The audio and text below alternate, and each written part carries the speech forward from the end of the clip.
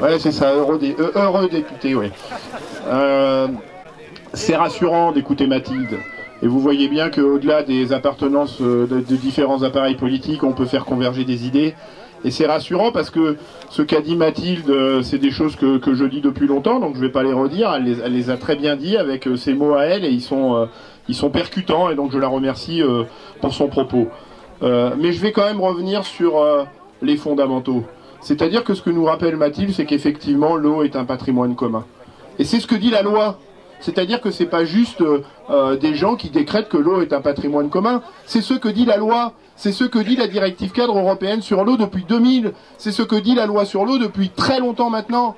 Et donc aujourd'hui, les agriculteurs qui s'accaparent cette ressource sont des agriculteurs qui sont juste en infraction avec les fondamentaux de la loi. Et que dit le Code de l'environnement? Le Code de l'environnement dit qu'on doit privilégier le partage de l'eau avec, pour premier objectif, satisfaire les besoins en eau potable, en quantité et en qualité suffisante.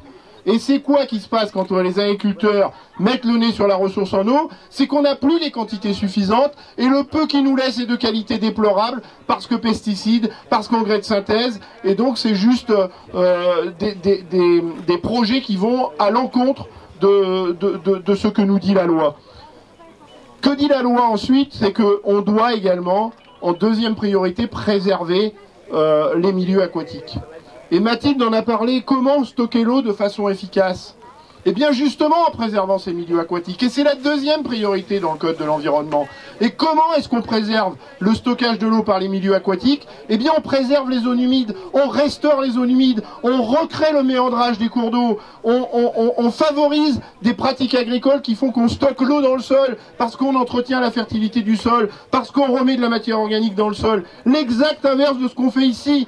On se disait en arrivant tout à l'heure, on étouffe ici. Mais ce qui nous fait étouffer, c'est ce modèle agricole qui a flingué toutes les haies, qui a flingué toute la fertilité du sol. Et on voudrait continuer à remettre une pièce dans la machine pour les 30 prochaines années avec l'argent public. Les agriculteurs qui nous disent cette eau qui part à la mer est de l'eau perdue. Mais qui a accéléré le départ de l'eau vers la mer? En effaçant les méandrages, en effaçant les zones humides, en créant des autoroutes de l'eau, qui fait que quand l'eau de pluie tombe sur un bassin versant, elle va directement à la mer, en emportant les sols, en emportant les pesticides qu'on a mis sur les sols, en emportant les engrais de synthèse, et à l'autre bout, et je sais que Jean-Luc est très sensible à ça aussi, et à l'autre bout, on a les acteurs de la mer qui sont en train de mourir aussi avec ces attitudes-là, avec des régimes hydrauliques qui sont au détriment d'une bonne gestion du milieu marin. Les ostréiculteurs voient mourir 80% de leurs coquillages à cause des pollutions agricoles observées sur les bassins versants. Mais je vous laisse imaginer des éleveurs de cochons en Bretagne où une activité voisine ferait mourir 80% des cochons. Je vous laisse imaginer l'état de la préfecture, l'état de la MSA, l'état des mairies. Ils auraient tout détruit. Et les ostréiculteurs, eux, ils continuent d'attendre que je sais pas quoi, je sais pas qui vienne à leur secours sans trop se manifester. Mais nous, les élus, on a le devoir de faire appliquer la loi. On a le devoir de faire en sorte que ce qui est écrit dans la loi soit appliqué. A fortiori quand on engage autant d'argent public. C'est-à-dire que l'autre enjeu, au-delà de ce que je viens de dire, c'est qu'on continue d'injecter beaucoup trop d'argent public autour de ces projets. De l'argent public via la PAC. On continue de perfuser un modèle agricole qui, sans les aides de la PAC, ne serait plus viable. Et on continue d'engloutir 80% d'une enveloppe qui, en France, met 10 milliards d'euros chaque année sur la table pour soutenir ce modèle agricole-là. On doit inverser cette tendance-là. C'est la double peine. Parce que pendant qu'on utilise la PAC pour faire ça, on n'a plus d'argent pour accompagner la transition. On n'a plus d'argent pour entretenir ou accompagner les agriculteurs biologiques. Et on choisit de siphonner l'enveloppe dédiée à la bio pour financer cette fumisterie qui est HVE. Julien l'a dit, c'est quoi HVE? Il suffit de mobiliser moins de 30% de son chiffre d'affaires en intrants pour être certifié HVE.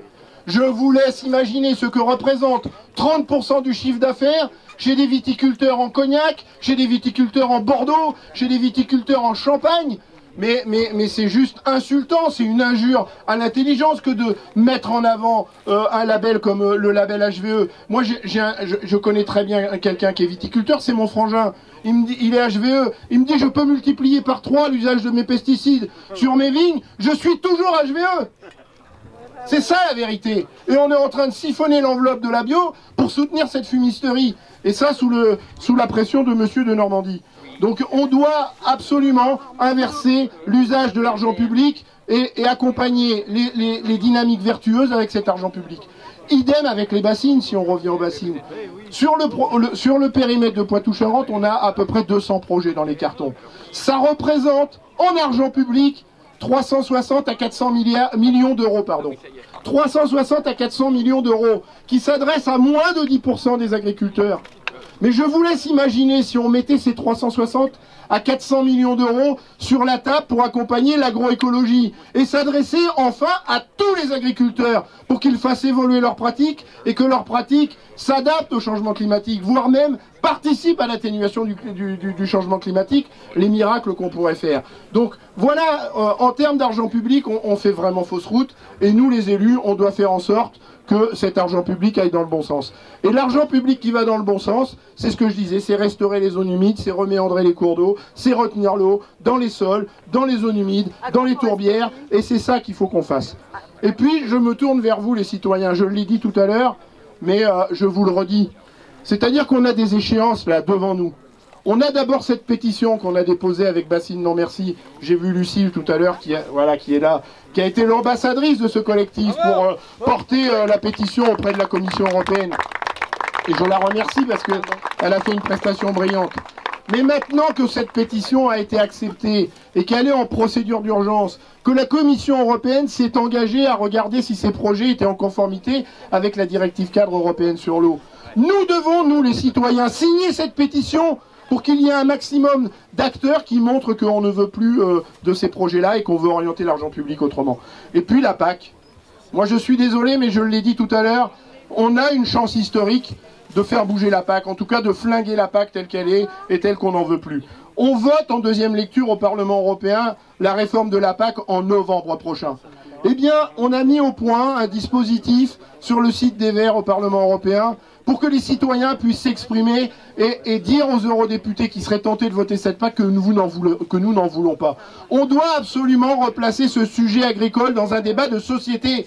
Et donc l'agriculture qui mobilise autant d'argent public, c'est votre sujet. Vous avez le droit de vous exprimer. Et donc je vous invite à signer cette procédure qu'on a appelée vote this cap down. Je suis désolé, c'est en anglais. Donc ça veut dire faites tomber cette PAC et aidez-nous à ce qu'un maximum de députés ne votent pas cette PAC et qu'on puisse avoir l'espoir que cette PAC ne soit pas validée en deuxième lecture au mois de novembre. Ça, ce serait une bonne nouvelle, parce que la PAC qu'on écrira au mois de novembre devra tenir compte des 3 derniers rapports de la Cour des comptes européenne qui dit que la PAC est à côté de l'enjeu climatique, la PAC est à côté du renouvellement des agriculteurs, la PAC est à côté du revenu des agriculteurs, la PAC est à côté du défi climatique. Et donc on continue d'utiliser d'argent public pour des résultats qui ne sont pas au rendez-vous. Donc la PAC qu'on écrira en 2020, alors qu'on dispose de ces rapports de la Cour des comptes, ne sera forcément pas la même que celle qui est sur la table aujourd'hui. Et puis on a le Green Deal.